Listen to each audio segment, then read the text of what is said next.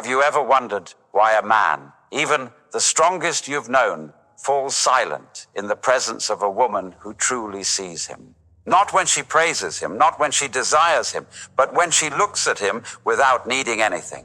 And in that stillness, his entire body trembles, because there are desires he carries that no words can hold, not spoken over beers with friends, not whispered in the dark to lovers, not even admitted to himself. They live beneath the surface, buried under expectation, hidden behind the mask of control.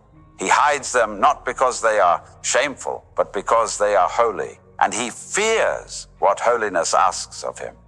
Carl Jung wrote that the most terrifying thing is to accept oneself completely.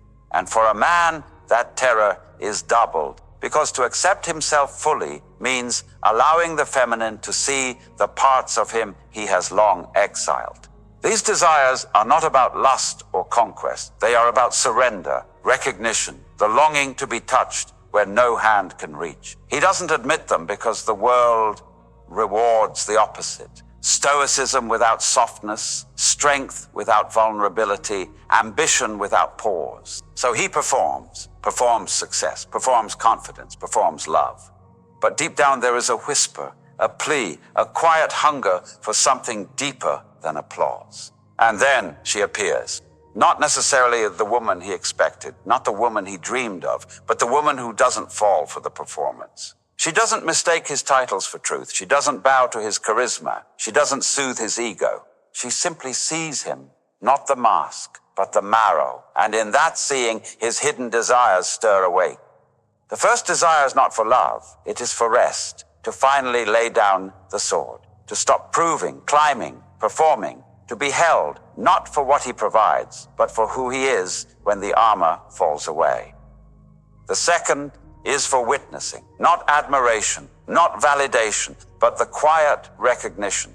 I see you, not the hero, not the image, you.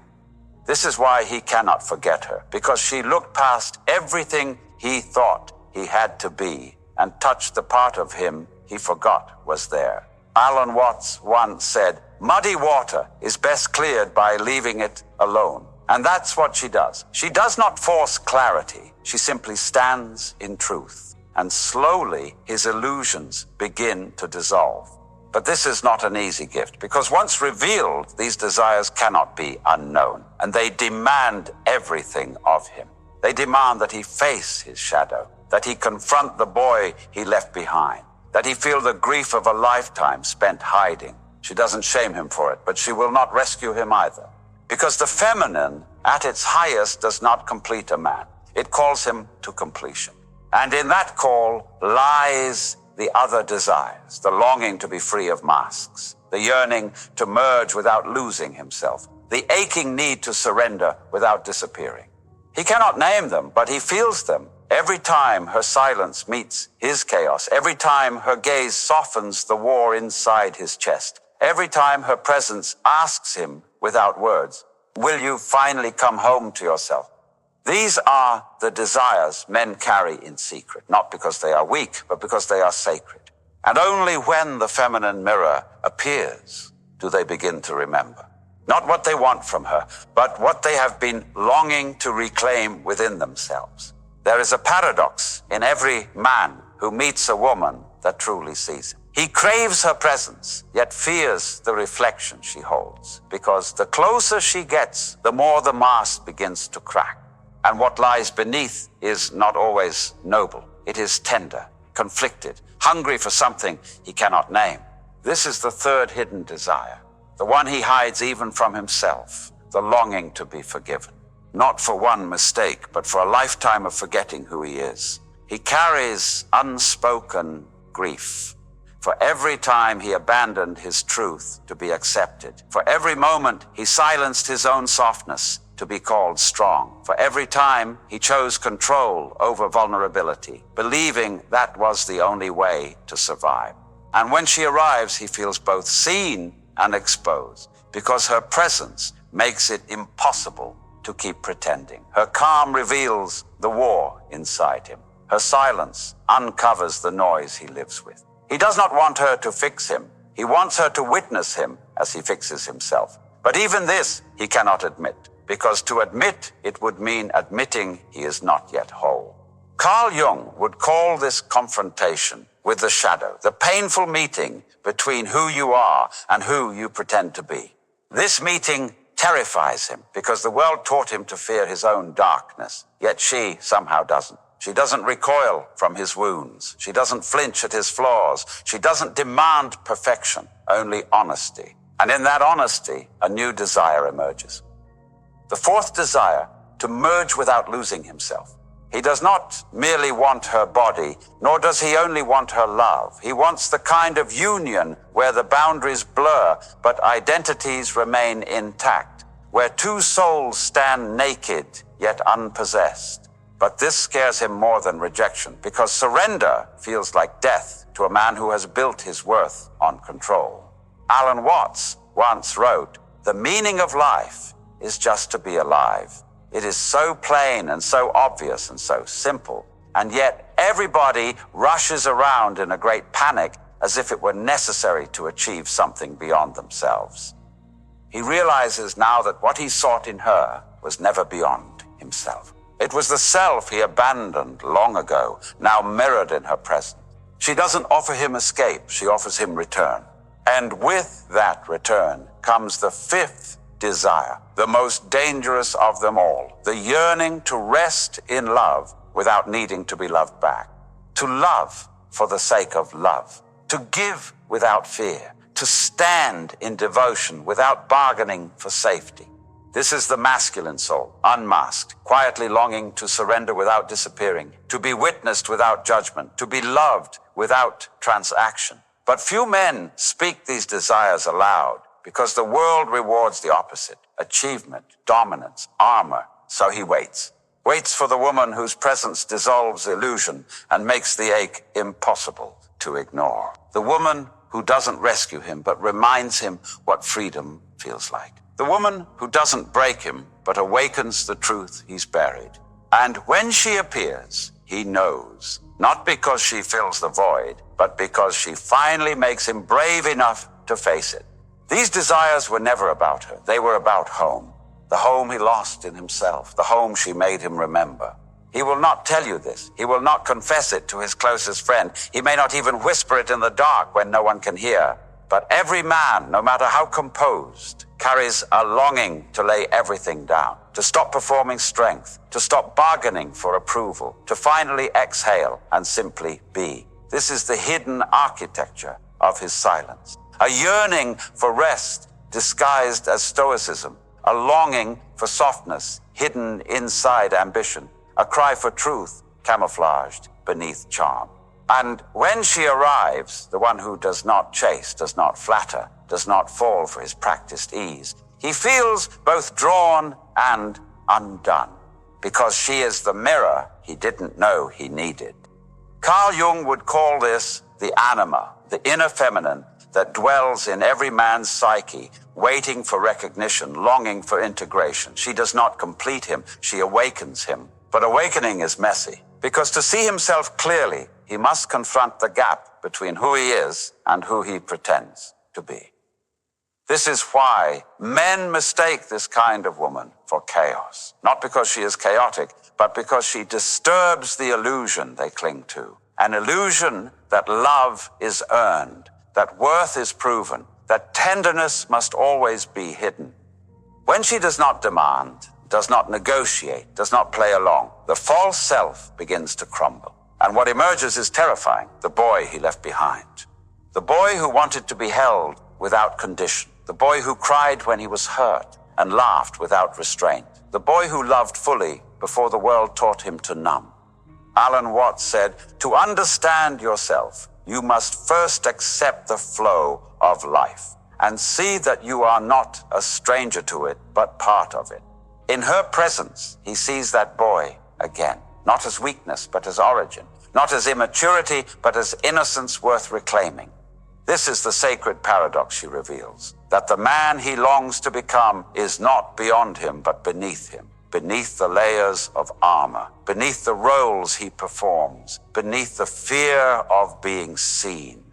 And in this recognition, his hidden desires awaken fully. He doesn't just want her affection. He wants her truth. He wants her gaze to strip him bare, not so she can fix him, but so he can remember himself. He doesn't want rescue. He wants revelation. He doesn't want her love to shield him from pain. He wants it to sanctify the pain already there, to give him permission to feel, to grieve, to break, and become whole again. But this is not a request he can make with words. It is a plea his soul whispers, hoping she can hear. Because what he hides most is what he hopes she will find. Not to take it from him, but to show him that it was never unworthy of love to begin with. These desires, rest, witnessing, forgiveness, merging, and unconditional devotion, are not secrets because they are shameful. They are secrets because they are sacred. And only in the presence of the feminine mirror do they surface. She does not give him these desires. She reveals they were his all along. There is a quiet devastation that follows him after she sees him, really sees him, and does not flinch. It is not the devastation of rejection. It is the devastation of recognition. Because once seen, he can never again unsee himself. He can no longer hide behind the mask of achievement. He can no longer convince himself that strength is the absence of softness. He can no longer pretend that intimacy is merely physical and not the trembling of souls that recognize each other beyond reason. She did not come to complete him. She came to remind him of the man he abandoned long ago. And this is the tragedy and the gift. Her presence dissolves the illusions he loved, illusions that made him feel safe but kept him small. Carl Jung said, "Your vision will become clear only when you can look into your own heart. Who looks outside dreams, who looks inside awakes." She turned his gaze inward, and what he saw was not simple. It was layered, contradictory, sacred and flawed all at once. This is where his hidden desires become unbearable. The desire to rest, not in a woman, but in himself, to finally exhale, knowing he doesn't have to perform to be worthy. The desire to be witnessed, not for his victories, but for his vulnerabilities. For someone to look at him and say, even here, even now, you are enough. The desire to be forgiven, not just by her, but by himself. For every time he chose numbness over presence, ego over intimacy, fear over love. The desire to merge, to love so fully that no mask survives, yet to remain himself, anchored and whole in that surrender.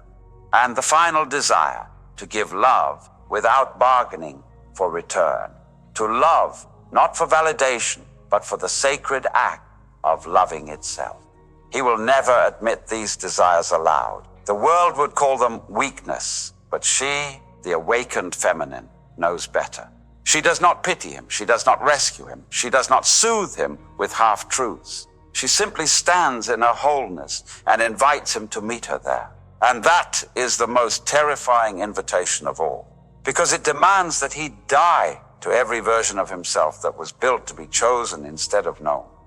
Alan Watts said, "To have faith is to trust yourself to the water. When you swim, you don't grab hold of the water, because if you do, you will sink and drown. Instead, you relax and float." She is the water, and he must learn to float, not by clinging, not by forcing, but by surrendering to what is real. Her presence is both mirror and myth. It reflects who he is and whispers who he could become. And though she may leave, what she awakened will not. Because once these desires surface, a man cannot unknow them. He cannot return to illusions without feeling the weight of their emptiness. He will either rise or remain restless, but he will never again be the same.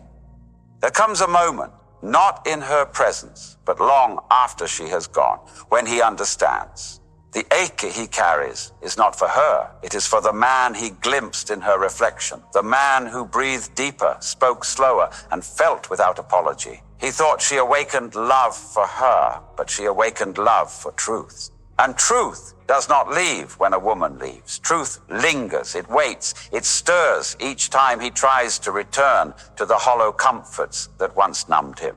He goes back to old habits, achievement for approval, surface connections for distraction, performances of strength for safety, but they taste different now, because once you've tasted depth, shallow no longer satisfies. These hidden desires haunt him, not as punishment, but as prophecy. They whisper of the man he could become if he stopped running from himself. Carl Jung would call this individuation, the sacred process of integrating all that we are, light and shadow, masculine and feminine, broken and whole. And that is what she offered him. Not completion, but the courage to begin.